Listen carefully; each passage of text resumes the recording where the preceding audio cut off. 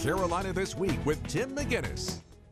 Good morning. It seems like every week we're talking about a new candidate who's throwing their hat in the ring for the new 7th Congressional District seat, which is opening up here in South Carolina. It will include all of Horry County, most of the PD, most of Georgetown County. This past week, Horry County Council Chairman Tom Rice said he's going to run. Now, when I talked to the chairman back in June, here's what he had to say about running for that possible seat. Would you ever consider running for it?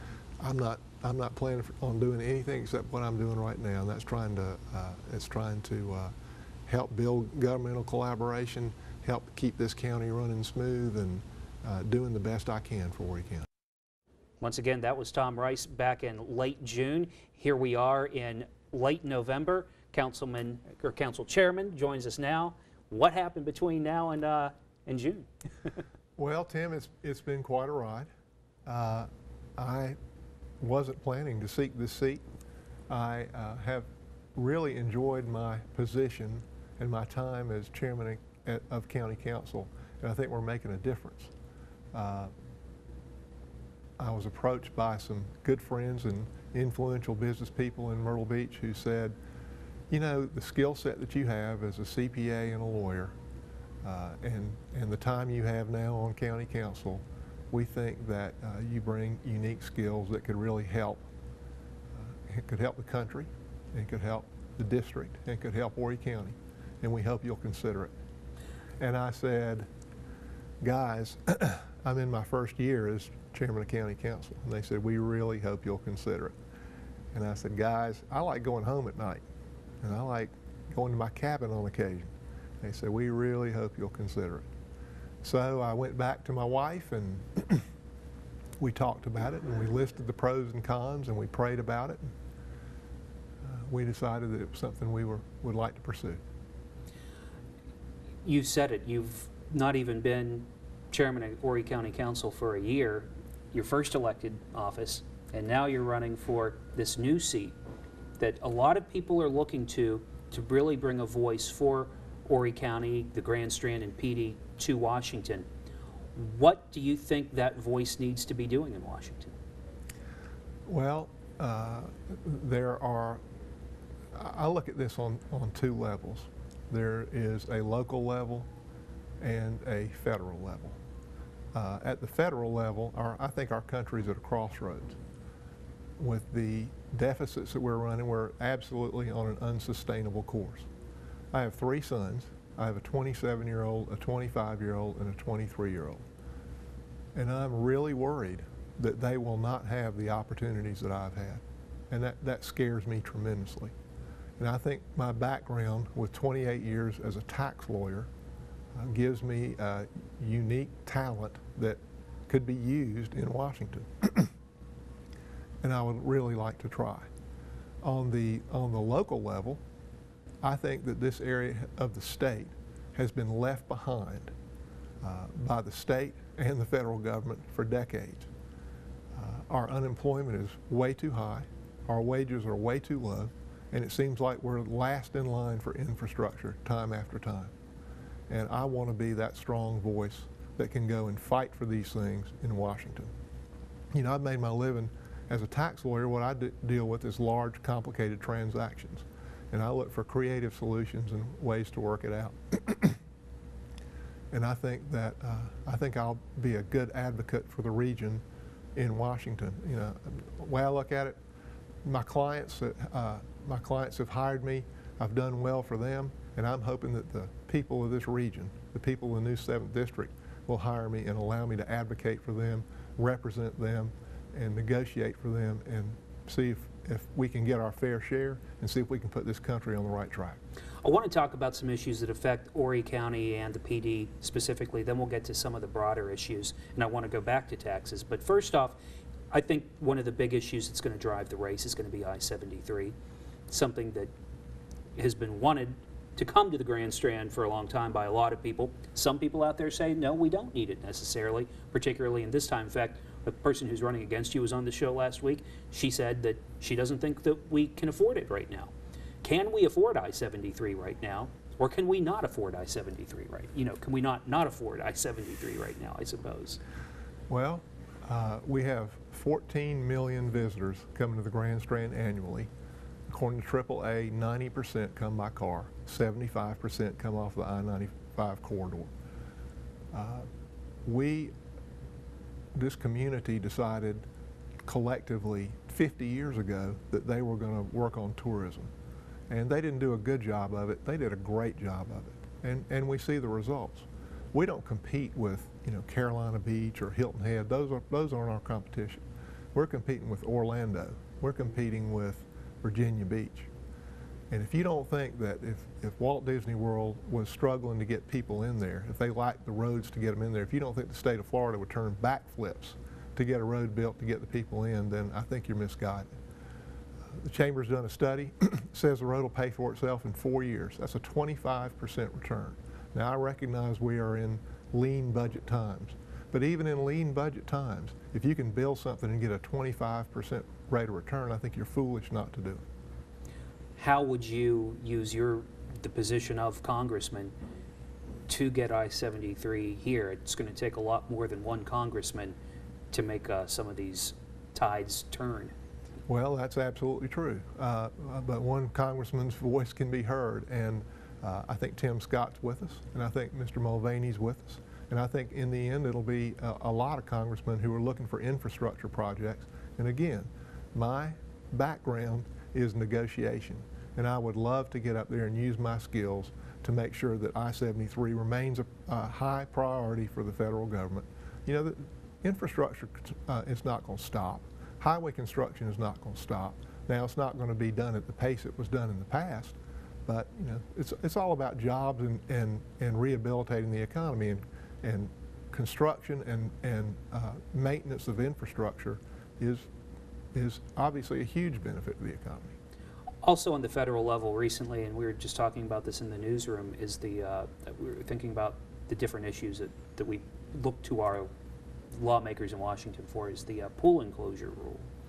How would you work? It seems like right now we're kind of at a stalemate with this because it's attached to a bill that isn't real popular among a lot of lawmakers, so it looks like some hoteliers are going to be facing some lawsuits and some hefty fines for not replacing these glass pool enclosures that FEMA has said are not safe.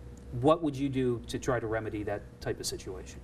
Well, that to me is just one more example of why of over-regulation that costs United States competitiveness. It's one of the reasons why businesses choose to locate overseas is over-regulation. These pool enclosures have been around for, gosh, I don't know, 50 years.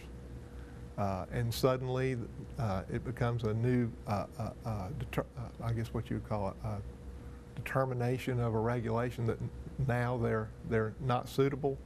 I would do everything I could. I would promote, I would put it on any bill that I could that I thought had a reasonable chance of getting through to force FEMA to accept the pool enclosures. All right.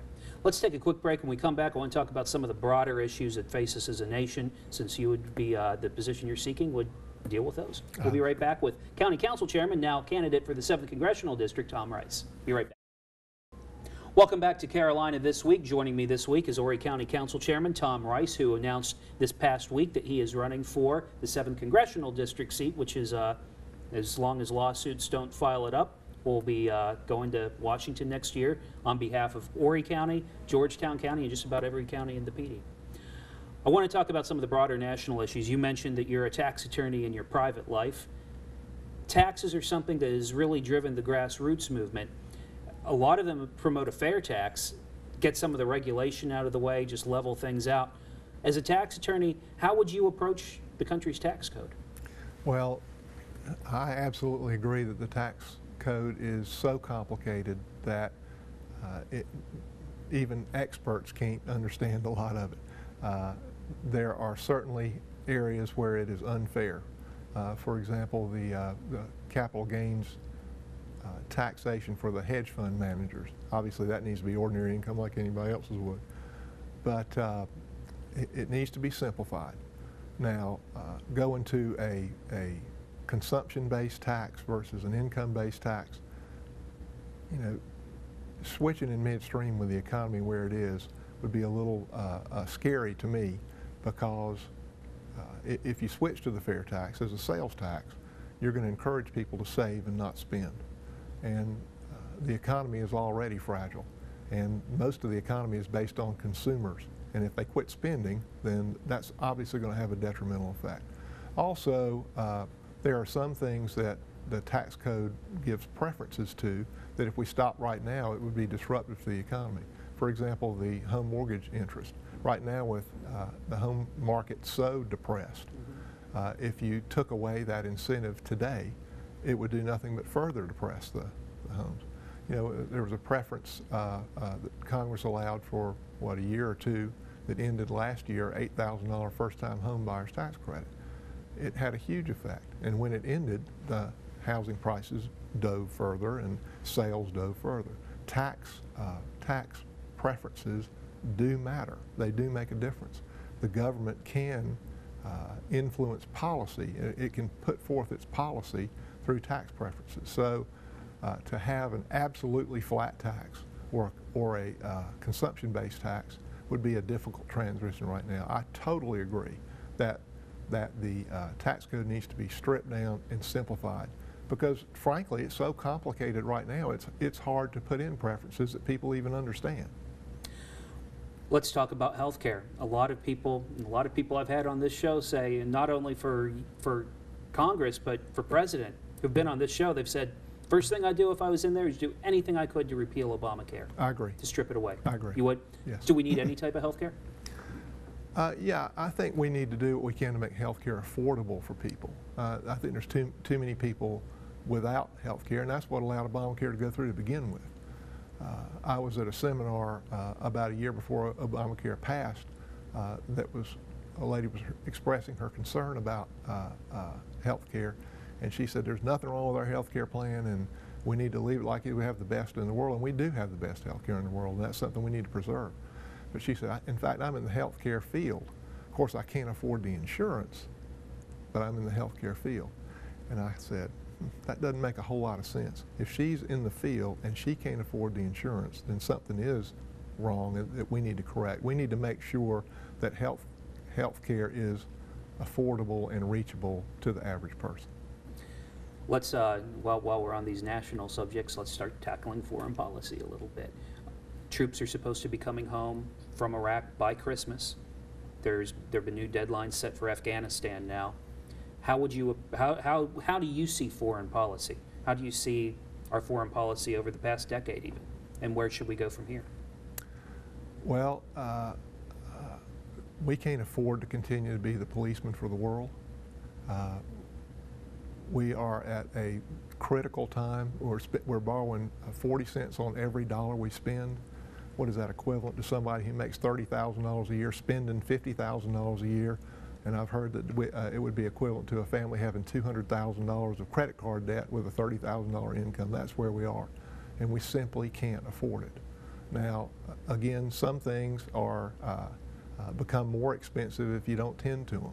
And we are knee-deep in Afghanistan, and if we pull out now, is it going to become another terrorist haven that is going to become an enemy of the United States that we're going to have to pay even more later to take care of? So I support, to the extent that we possibly can, pulling our troops back and not being a policeman for the entire world, but we've got to take care of where we already are. We've got to finish the job.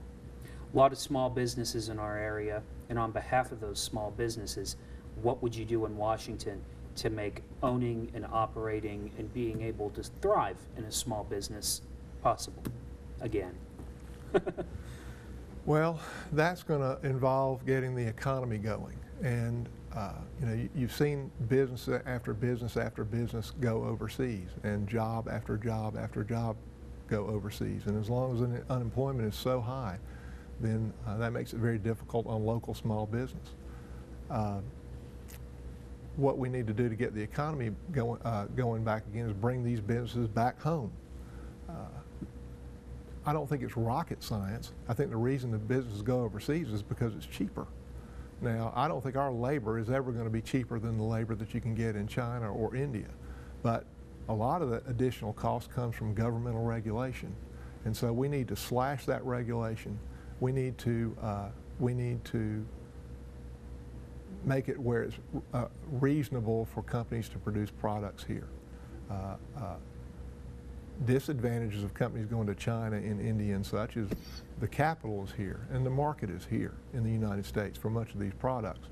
And so they have transportation costs they have to deal with. So our labor doesn't have to be quite as cheap as theirs does. But what we can't do is run them away through excessive governmental regulation. And a perfect example is those pool enclosures you were talking about. My last question for you as a candidate, because we're going to come back and I want to talk to you as Horry County Council Chairman after we take a break here in a moment. But my last question for candidate for the 7th Congressional District is, why should I vote for you? Because I think I bring a unique talent to the job with my experience as 28 years as a CPA, lawyer, and transactional attorney to help revive the economy, to represent this district, and to get us our fair share. All right. Candidate for the 7th Congressional District, Tom Rice, thanks for being with us. Thank you. Be right back with Horry County Council Chairman Tom Rice. I want to talk about some local business when we come back. We'll be right back. Welcome back to Carolina This Week. Joining me now is Horry County Council Chairman Tom Rice. We talked about his candidacy for the 7th Congressional District at the beginning of the show. I want to end that talk right now and talk to you as chairman because something significant happened this past week on Horry County Council. The council voted 10-2 to part ways with John Weaver, going to pay him out for the rest of his time through April. Boy, that seems like a long time to pay somebody for not doing any work, and you're going to have to pay the interim county administrator a little bit more money to do that job until you find somebody full-time. What happened there? Why did this happen? Well, John's contract was going to expire at the end of April, and he had a 2-year contract that was negotiated before I got there.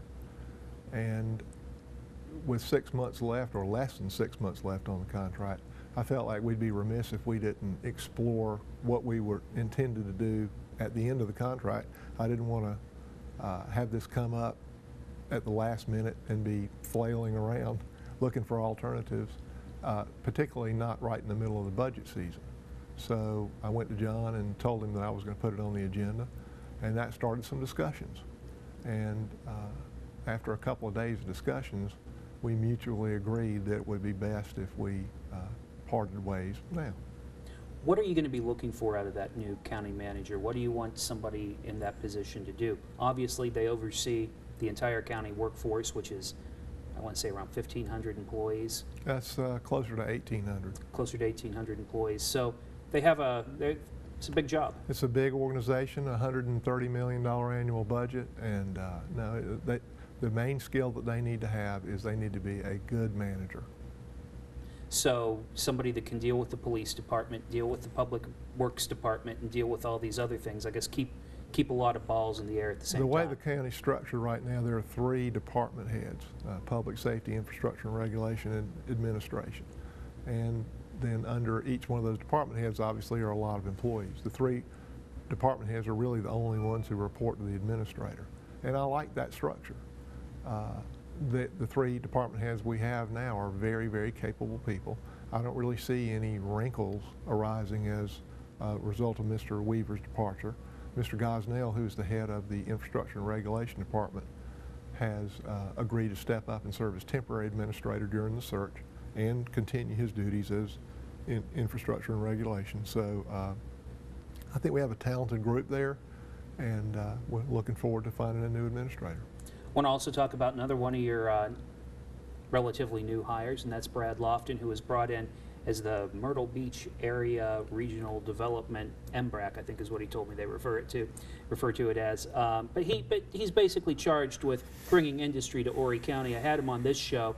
He talked about making this more of a CEO type place, a place where you'd want to have your headquarters because it's a nice place to live and play too. How do you feel he's doing? And he's charged with bringing X amount of jobs here in, I think, 18 months. And if he doesn't do it, he could see his job terminated. How's he doing? I think he's doing great. You know, when he came in, or actually stepping back, when I became chairman of county council, council had been funding the Economic Development Corporation to the tune of $300,000 a year for about 15 or 20 years, and really had gotten very little out of it. And there were a number of people on council who thought it was just time to stop funding economic development altogether. And I thought that was not the best idea, given that our unemployment is so high and our wages are so very low. You know, we're among large counties the lowest wage base in the country. So I went out and spoke to some business leaders about whether they'd be willing to serve on the board of directors of the EDC, and they did. We went out and hired a consultant to tell us what we were doing wrong. And we went and looked at what our competitors were doing in this state, the Charlestons, the Greenvilles, and the Columbias. And based on that, we changed the structure of our EDC. We brought in a board of directors of 50 business leaders, and they are very, very invigorated. We put our budget on par with that of the other areas.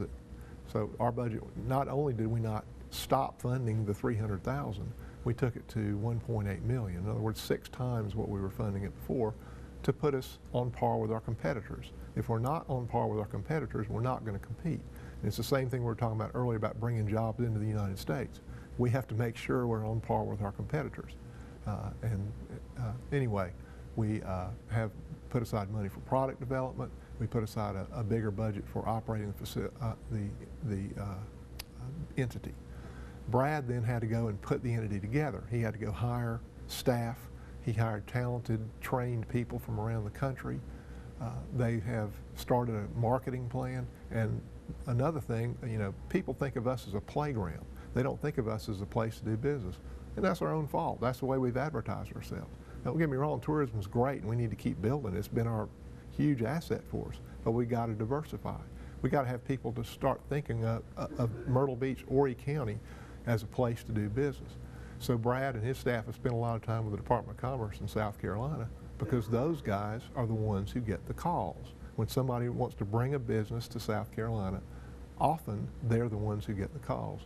And we had to convince the Department of Commerce that we're serious about this. And that $1.8 million budget did a lot for that. We have gone through 2 readings on a significant business expansion that'll add significant jobs at the ITAP Park. And Brad tells me, I know we're running a long time, that we have 22 leads that he's working right now. He's very confident he's going to meet his goal of 500 jobs within 18 months. All right. Well, and you'll still be around whether you're elected or not at the end of that 18 months, so we'll see what happens. There you go. There you go. All right. Horry County Council Chair Tom Rice and candidate Tom Rice. Yes, sir. Thanks for being with me this morning. All right.